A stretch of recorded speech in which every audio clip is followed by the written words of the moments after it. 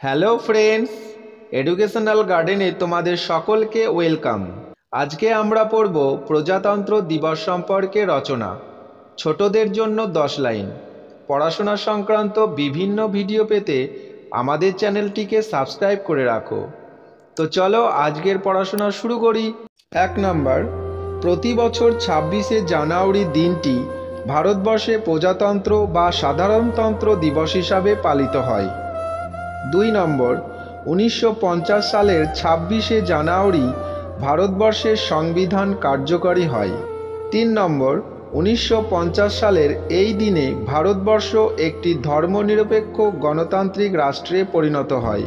4 নম্বর, এই দিনটি সমগ্র ভারতবর্ষে অর্থাৎ ভারতবর্ষের প্রতিটি স্কুল, কলেজ, অফিস, আদালতে অত্যন্ত গৌরবের সাথে পালিত হয়।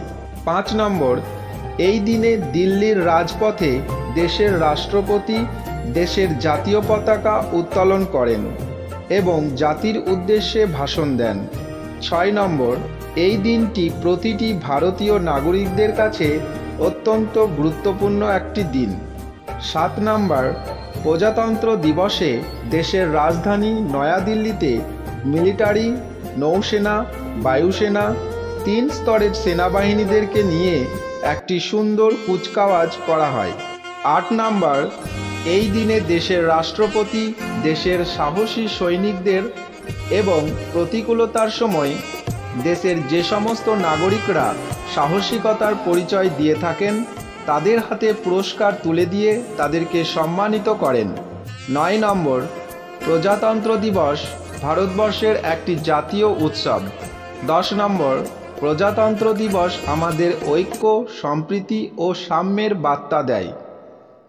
রচনাটি ভালো লাগলে অবশ্যই লাইক, কমেন্ট, শেয়ার করো।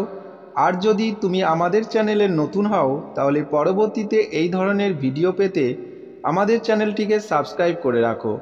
ভালো থাকো, সুস্থ থাকো।